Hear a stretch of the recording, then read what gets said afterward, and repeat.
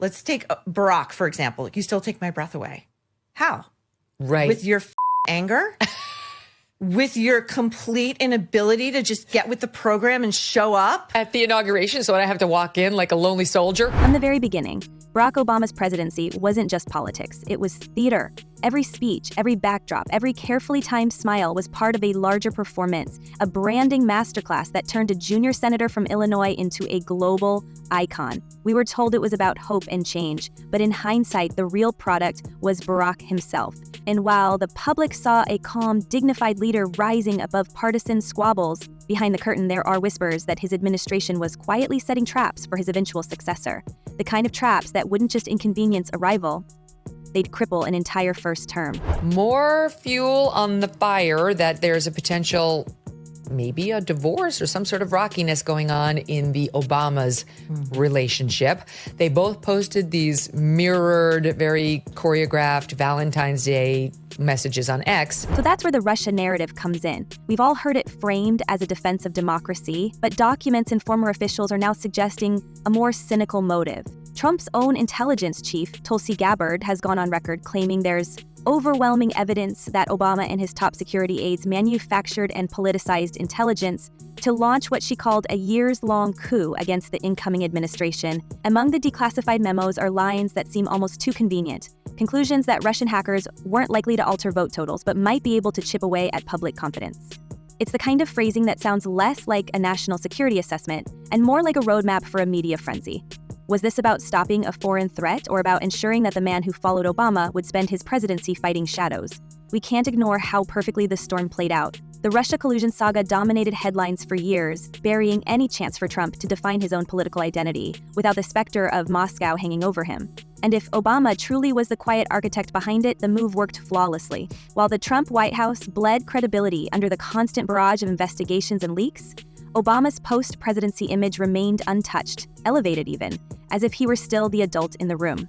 It's no wonder some insiders say he played the long game better than anyone in modern politics. Not to add insult to injury, but there's a Daily Mail report out today saying Kamala Harris's marriage may be on the rocks. Like everybody's on the rocks.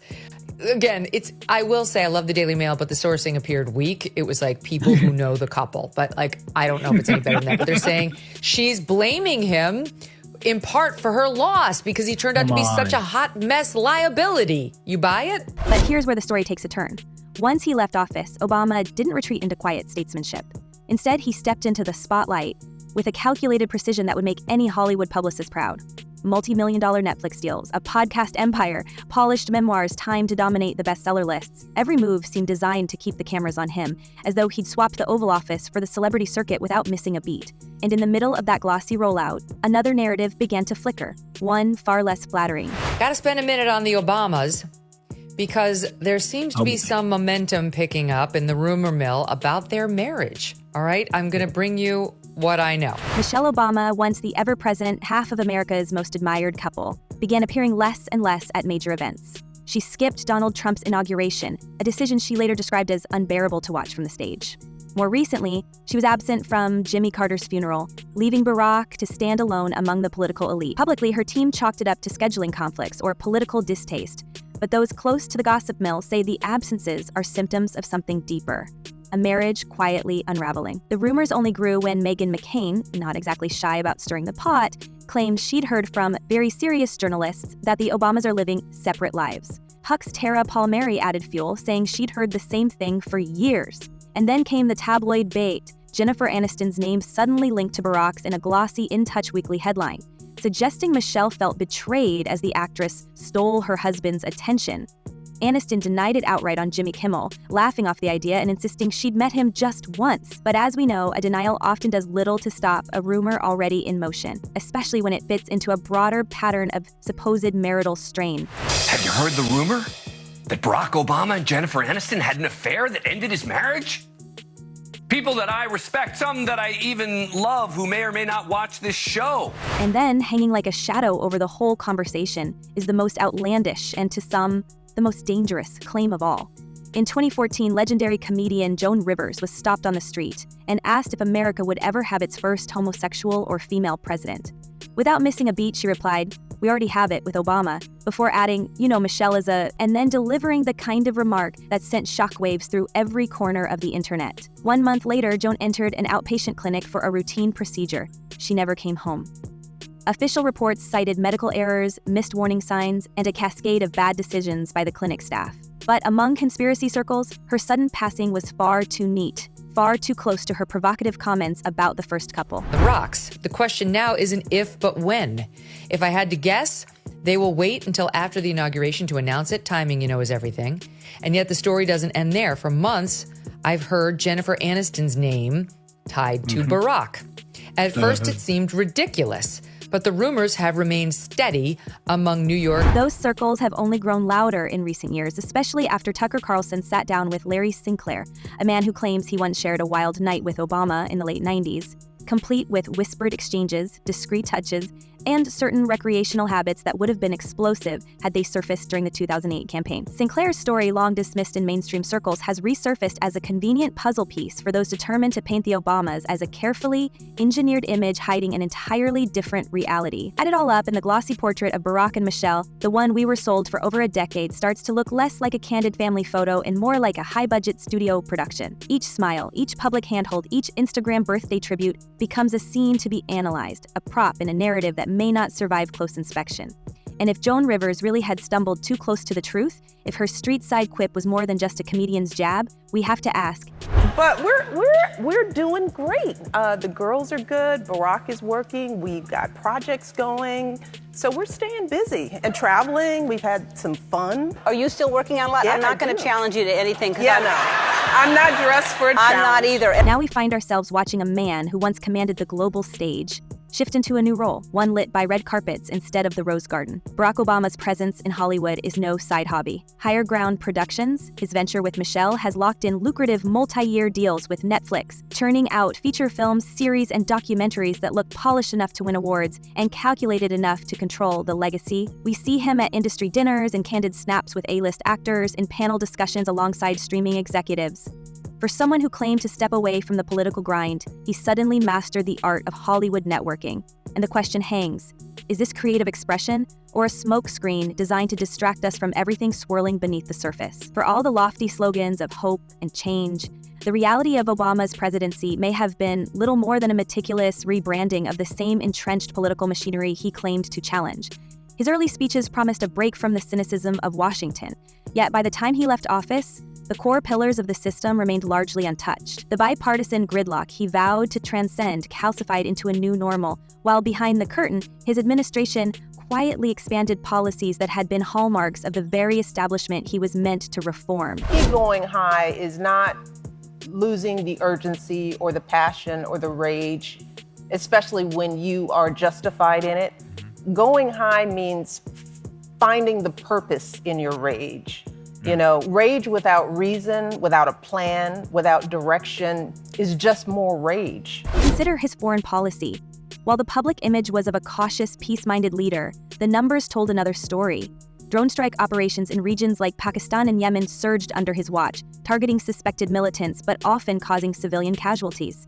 Each mission was framed as precise and necessary, yet the secrecy surrounding the program left the public guessing about the criteria for those life or fatal decisions. Critics saw this as the cold continuation of a militarized approach to global politics, polished with rhetoric but no less ruthless than his predecessors. Domestically, the Affordable Care Act was positioned as a landmark achievement, a bold step toward universal coverage. In practice, its compromises with insurance giants left millions underinsured and saddled with premiums that continue to rise.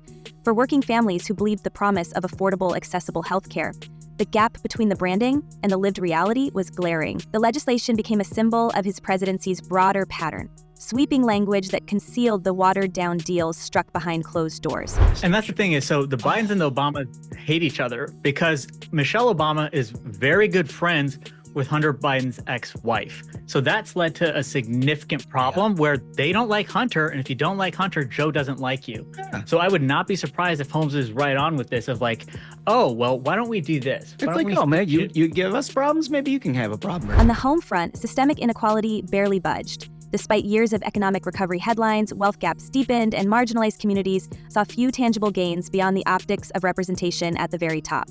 Wall Street rebounded spectacularly under his tenure, buoyed by policies that shielded the financial elite from real accountability after the 2008 collapse. The image of Obama as the people's champion became harder to square with a record that often favored the stability of the establishment over the disruption voters were promised. Seen through this lens, his post-presidency branding machine feels less like a reinvention and more like a continuation. The Netflix deals, the curated public appearances, the perfectly staged moments with celebrities, these may be the latest chapters in a long-running strategy to control the narrative. By spotlighting the inspirational veneer and keeping the contradictions of his presidency out of focus, he cements a version of history where the image matters more than the impact. And in that version, the truth is whatever the brand decides it should be. So the truth about Jen and Barack is that there is no truth. There is it no is truth. Untrue. You know Barack Obama. I've met him once. Met him once. I know Michelle more than him. What is there a truth about you and Michelle that we should know? That is not true. It's not just the glitz, it's who's in those circles with him. The Jennifer Aniston rumor, though repeatedly swatted down, refuses to vanish. Industry insiders point to overlapping professional commitments, shared charity events, and what they call undocumented meetings in Los Angeles. A source quoted in Touch framed it as harmless professional chemistry, but gossip columns can't resist the idea of a secret friendship with one of Hollywood's most guarded stars. We know Aniston laughed it off with Jimmy Kimmel, saying she'd met him once and knew Michelle better than him. But the denials haven't stopped the speculation from weaving itself into a larger narrative about Michelle's absence from the spotlight. Was she simply avoiding the political circus, or was she quietly signaling her discontent with Barack's pivot into the entertainment limelight and perhaps the company he's keeping? Michelle's no stranger to commanding a room herself, but she's made no secret of her distaste for the political world. Stepping away from events like Trump's inauguration was framed as a moral stance. Skipping Carter's funeral was officially a matter of scheduling. Yet with each absence, the whispers grow louder. Some say she's simply tired of playing the part. Others claim there's more: frustration at a husband who's traded the gravitas of a statesman for the glow of Hollywood parties, frustration at rumors linking him, rightly or wrongly, to one of the industry's most recognizable faces. Correct. And I was getting endless texts. Are you okay? It is weird. What happened to you? This is awful. But yeah, they just did not mention that it was in the... And while all that plays out in the present, the past keeps resurfacing like a stubborn shadow. Joan Rivers' street-side quip in 2014 still hangs in the air. Her joke about Barack's orientation and Michelle's identity might have been dismissed as her trademark sharp tongue until she was gone a month later. The official reports list a cascade of medical mistakes, from ignored vital signs to a questionable anesthetic dose, all during what should have been a straightforward outpatient procedure. But to those who connect dots in the darker corners of the internet, the timing is too precise. The theory is simple and chilling. She said too much, and someone decided that would be her last punchline. Fast forward to Tucker Carlson's interview with Larry Sinclair, and suddenly Joan's words feel less like satire and more like foreshadowing. Sinclair's account of a late-night encounter with Obama in the 90s is as salacious as it is persistent, complete with cash changing hands, private indulgences, and whispered advances in a parked car. It's a story Sinclair has told for years, usually to skepticism and ridicule, but with the interview's release, it's now being revisited alongside the Rivers conspiracy, forming a web of allegations that stretched from Chicago to Hollywood. We're left to wonder, are these unrelated fragments of gossip, or pieces of a larger story that's been buried under years of careful image control? Don't do that. I mean, look, they all have their smartphones, and they're texting with their friends. They're doing all the stuff that the teenagers are doing. Oh, boy. Yeah. Michelle and I try to emphasize to them that they don't want to be in the on news. TMZ. Yeah, right. What's striking is how these threads, political sabotage claims, marital tension rumors, celebrity connections, and shadowy personal allegations, keep circling back to the same point: control of the narrative. Obama didn't just leave office, he stepped into a self-authored sequel, one where the plot points are meticulously managed. Every film project, every public appearance, every social media post becomes part of the script. And yet, the more tightly the story is controlled, the more oxygen it gives to those who say it's all a cover. There's also the political dimension we can't ignore. If the Russia narrative really was, as Gabbard claims, a calculated effort to cripple Trump's presidency, then the stakes go far beyond gossip. We're talking about a former president potentially using the nation's intelligence apparatus as a political weapon. If that's true, then Hollywood charm isn't just about personal brand building, it's a way to maintain influence, to stay untouchable, and to keep potential scandals from catching up. We're just bracing for what was that big thing gonna be? How bad would it get? It's telling that the very same man whose allies dismissed every unflattering rumor about him now sits at the center of a web where politics, entertainment, and personal intrigue overlap. His public Instagram tributes to Michelle are dissected like state secrets. His absence from certain political battles is framed as strategic retreat. His presence in celebrity spaces is framed as reinvention, and every denial, every polished smile, every staged photo seems to raise more questions than it answers. We've spent more than a decade watching the Obamas stand atop a pedestal, their marriage held up as aspirational, their political record treated as untouchable by their admirers. But the pedestal is starting to crack. Rumors that once would have been laughed off now find eager audiences. Stories buried years ago are being dusted off and re-examined. Connections that seemed coincidental are starting to look intentional. And if even a fraction of it is true, the real story behind America's most famous political couple could be far messier and far more dangerous than anyone dared to believe. So we have to ask how much of what we believe about the Obamas is the truth, and how much is the product of a masterfully crafted illusion. And if they were willing to dismantle rivals' presidency with a manufactured scandal, what else might they be willing to hide?